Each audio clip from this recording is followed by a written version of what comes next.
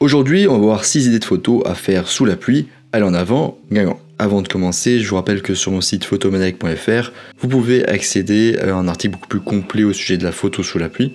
Donc n'hésitez pas à aller voir ça sur mon site. Et sur mon site aussi, vous pouvez accéder à une formation gratuite sur les bases de la photographie. Si le sujet vous intéresse, n'hésitez pas à y aller et à vous y inscrire. Première idée, les flaques d'eau, les reflets et la symétrie. Les trottoirs, les rues et les routes pluvieuses sont parfaites pour tenter des effets artistiques avec les reflets. Les nombreuses flaques d'eau dans les rues d'une ville pendant ou après un orage offrent de nombreuses occasions de créer de la symétrie. Alors partez en quête d'une flaque d'eau qui reflète une scène intéressante. Essayez plusieurs angles différents, mais généralement ce qui fonctionne le mieux, je vous le dis, c'est de s'approcher au maximum de la surface immobile d'une flaque. Vous devrez presque poser votre appareil photo sur le sol, voire le poser sur le sol. En gros, plus vous êtes bas et proche de la flaque, plus l'effet sera réussi, et plus vous aurez de la scène qui se reflète dans la flaque. Les reflets fonctionnent particulièrement bien la nuit en ville.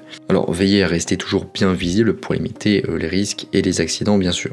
Vous pouvez réellement obtenir un look futuriste à la Blade Runner en explorant les rues humides de la ville la nuit, notamment s'il y a des néons dans la zone. Deuxième idée, les gouttes de pluie sur une vitre. Généralement quand on prend des photos de pluie ou sous la pluie, on s'en sert comme un élément supplémentaire dans notre photo pour y ajouter un petit peu d'intérêt et de consistance. Ce que je vous propose ici, c'est de renverser la vapeur et d'essayer plutôt de faire de la pluie votre sujet principal. Par exemple, capturer la pluie sur une fenêtre ou même sur votre objectif éventuellement, et les gouttes peuvent en effet faire de beaux sujets.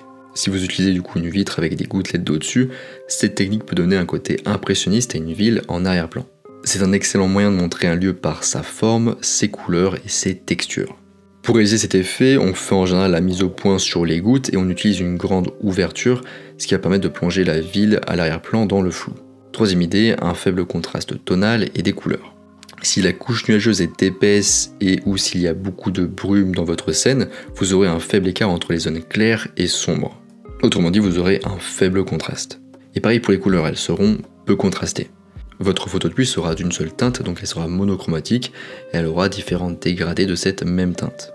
Donc à des valeurs tonales différentes. Comme ça, de prime abord, on pourrait se dire que c'est nul cette situation et qu'on doit absolument rajouter du contraste et de la texture au post-traitement. Mais pas forcément, on peut aussi jouer à fond la carte de la photo décontrastée.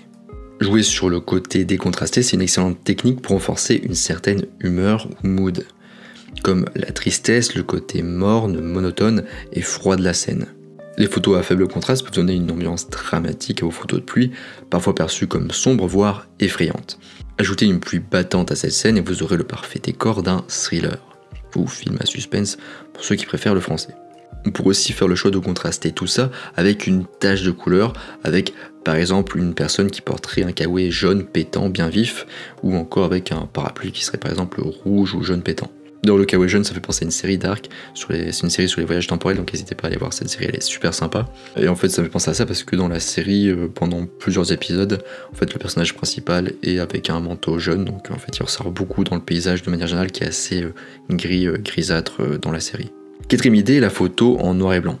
Les photos urbaines en particulier fonctionnent très bien en noir et blanc. L'abandon des couleurs permet d'accorder plus d'attention aux formes, à la géométrie, à la texture et au contraste. Dans une photo pluvieuse, si les couleurs sont décontrastées comme on l'a vu avant, elles n'apportent pas beaucoup d'avantages finalement. Mais les formes, les ombres et les reflets, eux, oui. La photographie en noir et blanc vous apprend à travailler avec quelques éléments importants seulement et à créer des compositions complexes et artistiques. Et le noir et blanc ajoute également du caractère et du drame, donc plus d'émotions, plus de mise en valeur des émotions à vos photos. Cinquième idée, la macro-photographie. La macro est très intéressante à utiliser dans un environnement pluvieux. Les gouttes d'eau, les feuilles et les fleurs, les chaussures boueuses et les matériaux mouillés sont superbes à voir en très gros plan. Et les gouttes de pluie sur les feuilles, les fruits et en fait tout type de surface peuvent ajouter une belle dimension et de la texture à vos photos. Sixième et dernière idée, utilisez la condensation à des fins artistiques. Si le temps est humide et froid à l'extérieur et que la température est chaude à l'intérieur, vous verrez apparaître de la condensation sur toutes les surfaces en verre. C'est un nouvel élément intéressant que vous pouvez ajouter dans vos photographies de rue pour les rendre un peu plus consistantes et mystérieuses. De cette manière, vous pouvez garder l'identité de vos sujets cachés et obtenir des résultats étonnants en matière de forme et de couleur. Faites judicieusement la mise au point sur la vitre, passez en mode manuel de la mise au point si besoin. Voilà, on arrive à la fin de ce podcast sur 6 idées de photos à faire sous la pluie, j'espère que ça vous a plu. Sur mon site photomaniac.fr, vous pouvez retrouver un article beaucoup plus complet au sujet de la photo sous la pluie. Donc n'hésitez pas à aller voir ça si ça vous intéresse. Et sur mon site photomaniac.fr, vous pouvez aussi accéder à une formation gratuite sur les bases de la photographie. Donc là aussi, si le sujet vous intéresse, n'hésitez pas à taper photomaniac.fr. Vous tomberez sur mon site et vous pourrez vous inscrire à la formation et regarder toutes les vidéos. Moi je vous laisse ici à vos photos créatives sous la pluie et je vous dis à bientôt sur les internets mondiaux.